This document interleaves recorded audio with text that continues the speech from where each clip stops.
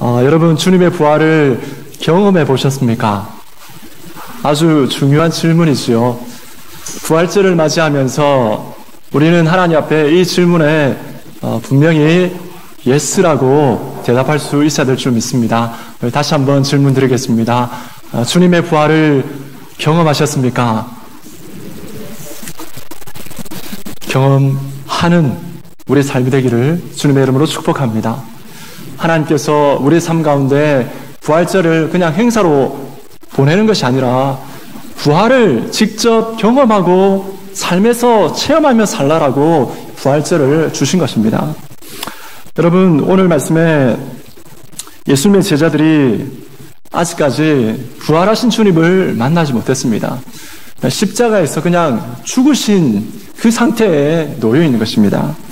그때 제자들의 마음이 어땠냐면 천지가 무너지는 것 같았죠.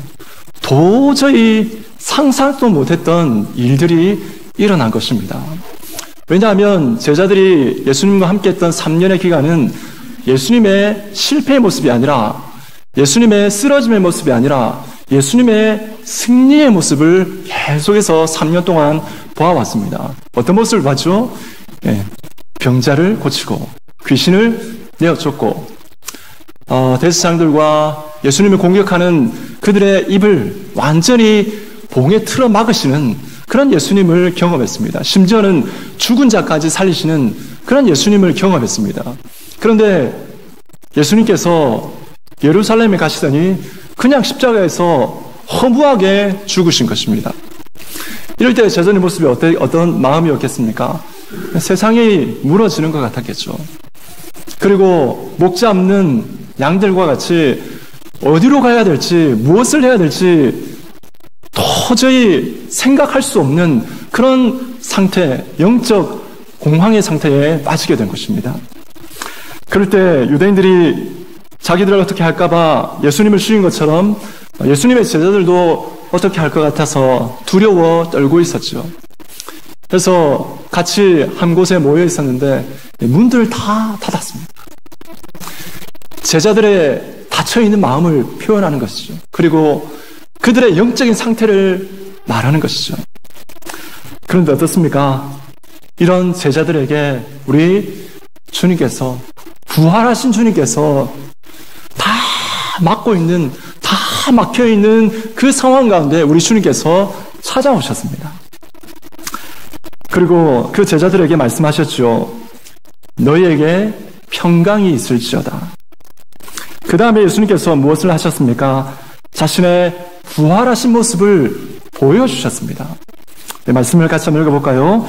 요한복음 20장 20절 말씀 우리 같이 한번 읽도록 하겠습니다. 시작. 이 말씀을 하시고 손과 옆구리를 보이시니 제자들이 주를 보고 기뻐하더라. 아멘. 이 말씀에 반복되는 한 단어가 있습니다. 2번 반복되는 단어가 있습니다. 무엇입니까? 무엇이죠? 보다라는 거죠. 주님께서 제자들에게 부활하신 손과 옆구리를 보이셨습니다. 그리고 제자들이 부활하신 주님을 보았습니다.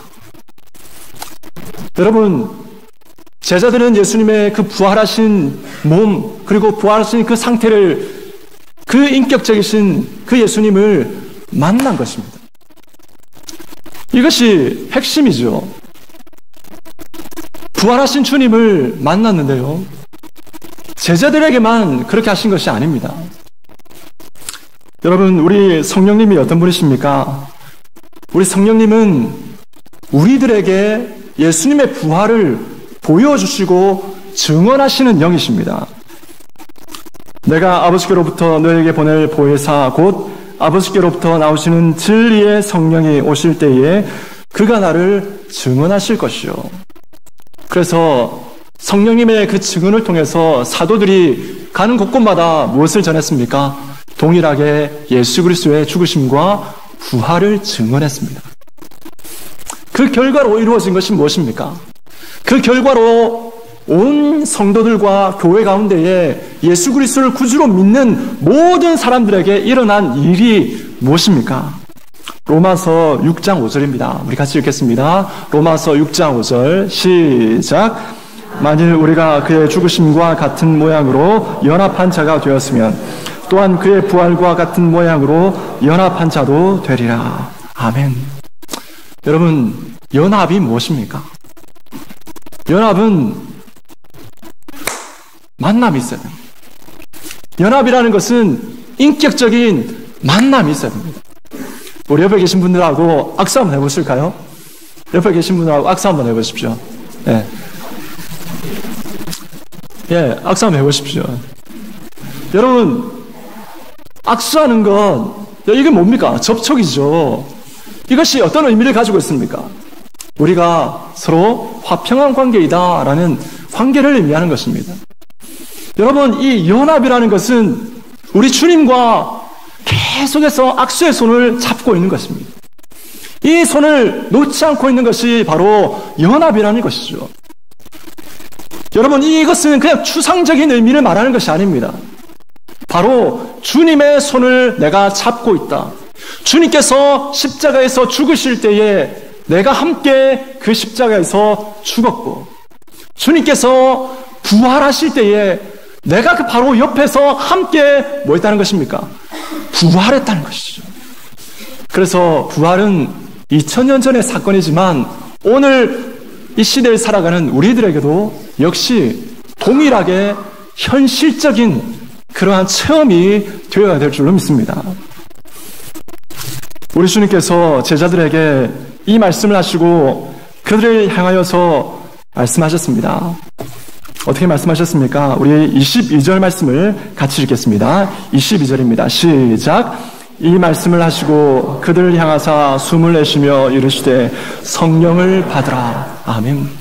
성령을 받으라. 이 말씀을 하시고 오순절에 우리 성령님께서 강림하셨습니다.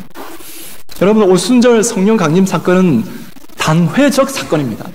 한 번 있는 사건이죠. 그리고 중요한 것은 그 단회적 사건이 계속해서 지금까지 유효하다는 것입니다.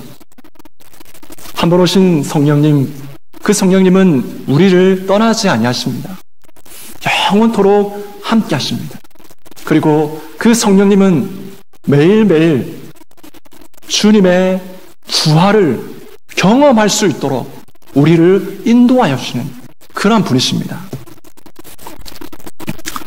여러분, 부활하신 주님을 우리가 듣는 것으로 그쳐서는 안 될 것입니다. 우리가 그냥 찬양하는 것으로, 고백하는 것으로 그쳐서는 안 될 것입니다. 하나님 앞에 간절하게 기도하고 그 부활하신 주님, 나를 만나 주십시오.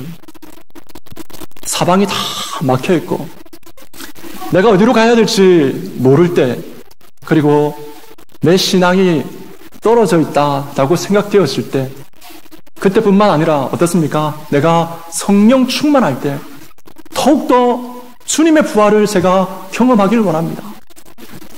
그 부활의 현장 가운데에 생생하게 옆에서 주님의 부활과 함께 내가 부활하는 체험을 매일매일 하길 원합니다. 하나님, 그 부활의 능력으로 나를 소생시켜 주시옵소서. 하나님 앞에 기도하며 나아가야 될 줄 믿습니다. 이 부활의 주일에 하나님 앞에 예배드리면서 그 부활의 주님을 찬양하는 우리 모든 성도님들 가운데에 이런 부활의 주님을 우리가 만나고 매일매일 삶 속에 그 부활의 주님이 경험되어져서 정말 간절히 바라는 것, 우리 모든 성도님들이 이 세상 가운데에 믿음으로 이 세상을 정복하고 만나는 자들마다 주님의 부활을 증거하고 내게 닥쳐오는 여러 가지 어려움과 시험들, 그 부활의 능력으로 이겨내는 그런 역사가 우리 삶 가운데 가득하게 되기를 간절히 소망합니다.